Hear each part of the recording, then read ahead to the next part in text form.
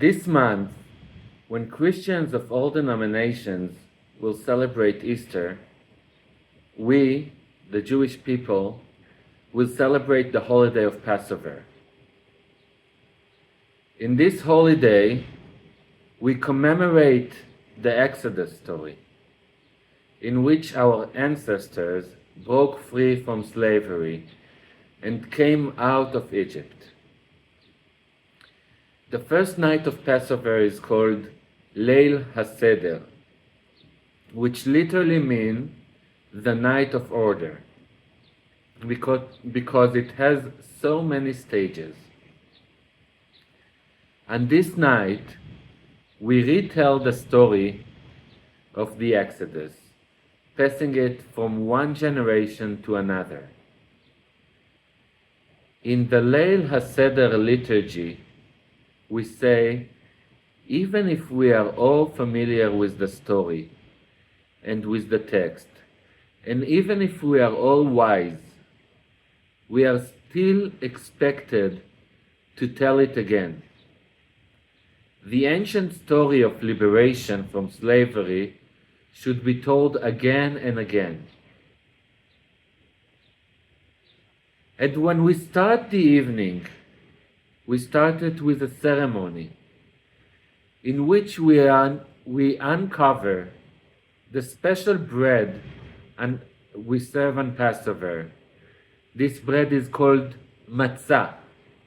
Then we say, Ha-lachma anya. This is the bread of oppression our fathers ate in the land of Egypt. Let all who are around come and eat. Let all who are in need come and join us for the Passover. Now we are here. Next year in the land of Israel. Now slaves. Next year we shall be free. In the beginning of the Seder, when we start to tell the story of the Exodus, we start with an invitation to those who are in hunger and need to come and join. This passage is said in Aramaic, while the rest of the story is told in Hebrew. Why? Because Aramaic was the common language in the time and place in which the ceremony was shaped. Switching to Aramaic is a way to approach a wider audience that might not be able to follow the Hebrew text. It is for those in the house and for those around it. We switch to another language, to a more common one, so that more people will understand and hear this invitation. We start the Seder with a moment of proximity. This invitation is an act of closeness between people, saying our table is ready for a guest. And we are inviting guests not only for a meal, but also for the story that we are retelling, the story of redemption. The guest can come and ask questions that will enrich the way we will tell the story. The guest can become part of the story. This is a night of conversation, and no one can go through it alone. To who will you tell the story if you are alone?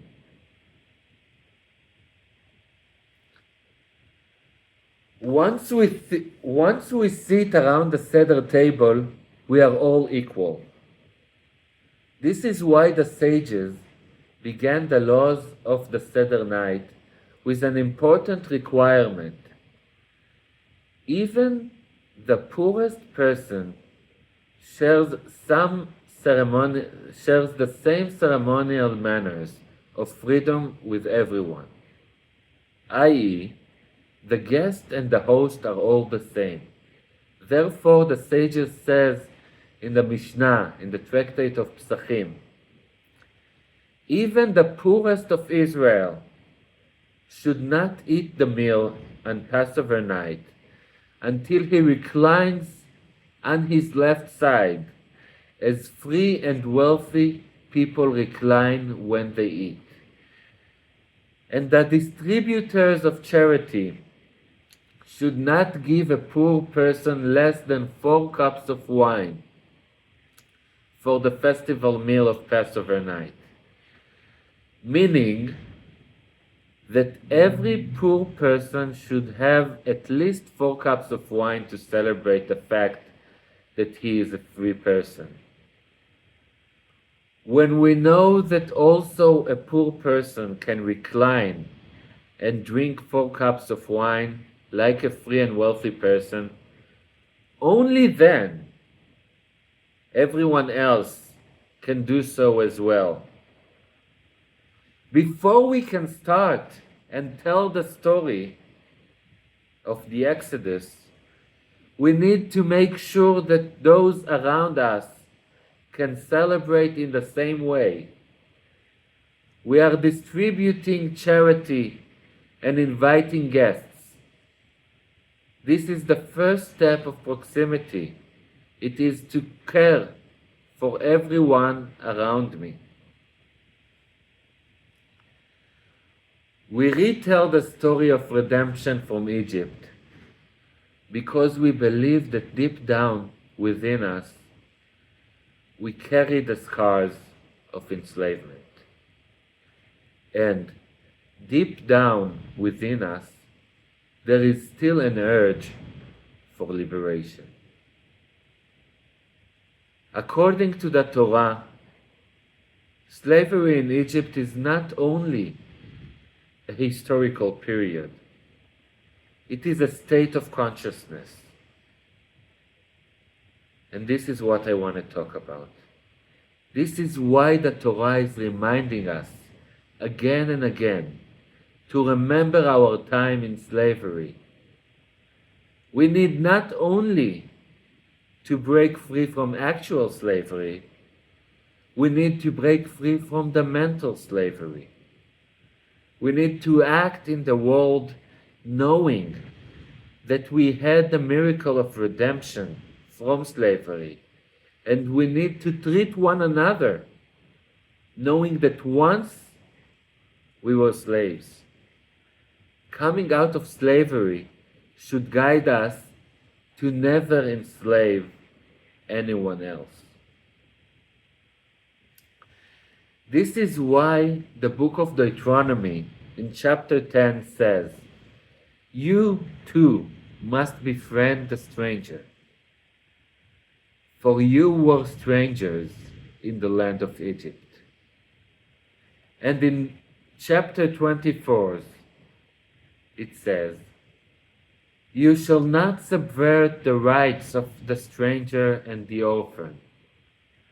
You shall not take a widow's garment in pawn. Remember that you were slave in Egypt, and that your God, the Lord, who redeemed you from there." We need to remember that once we were slaves, so that we can act differently, so that we will befriend the stranger and never prevent his or her rights. The stranger is a person who is close to us physically, but far from us emotionally and mentally.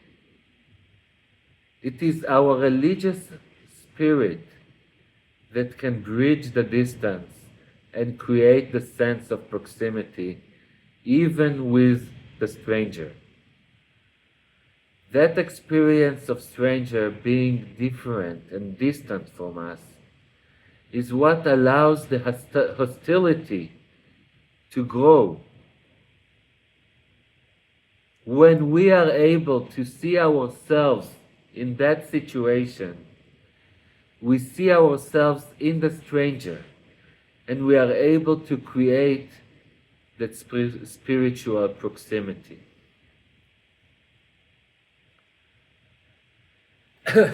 After being enslaved and redeemed, says the book of Deuteronomy, we should always keep awareness of this past. It is the memory of our own bondage that guides us to build the foundations of our society.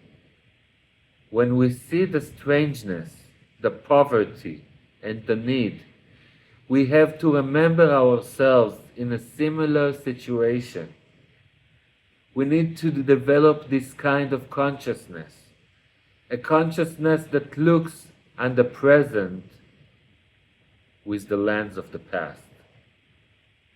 A consciousness that will not allow social distance to develop into inequality.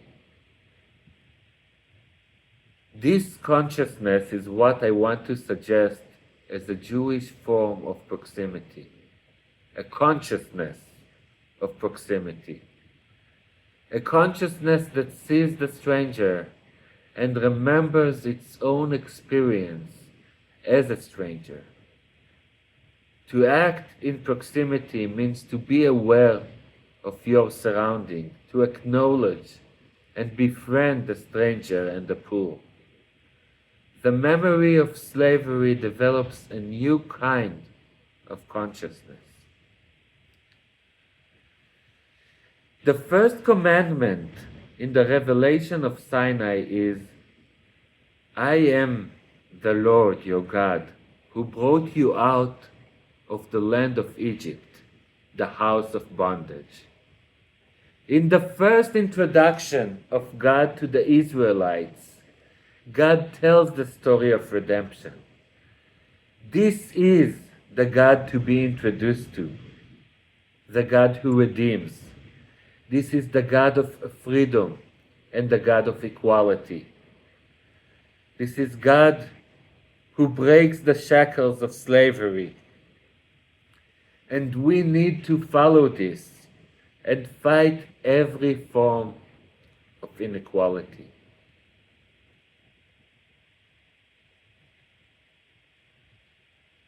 And there is still so much inequality around us.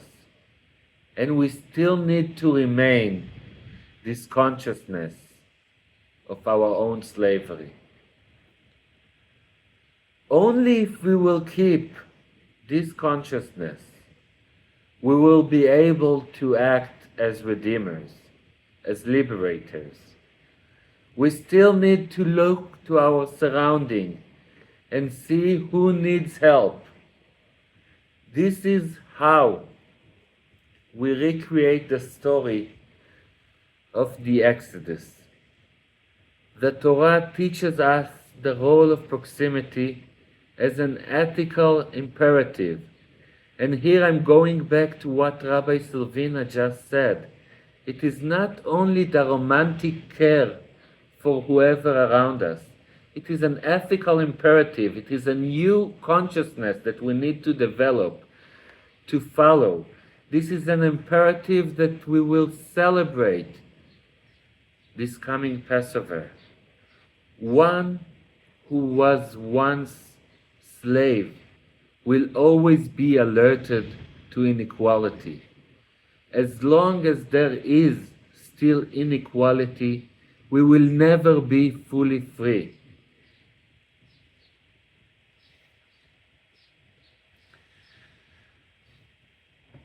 As religious allies from all faiths and places, I am inviting you to join this cause and join this journey. In this coming Passover, you are all invited to join the journey for proximity, and by this to add another chapter to the story of the Exodus. The essence of Passover is understanding that the story is not about the past. It is about the present. It is about what we do in the presence. It is about how we act as liberators. Let's help each other to be aware of those in need, of the stranger, the foreign, and the poor.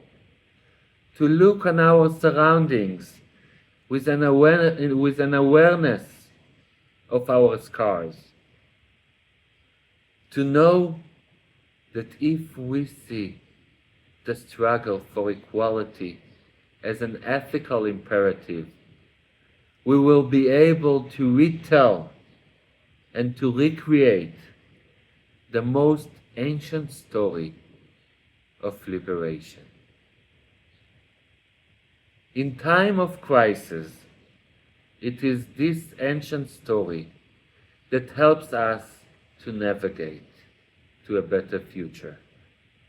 And I will conclude as I started, with the great invitation and the great prayer, saying, "This is the bread of oppression our fathers ate in the land of Egypt. Let all who are around come in and eat. Let all who are in need come and join for the Passover. Now we are here. Next year in the land of Israel. Now we are slaves. Next year, hopefully, we shall all be free."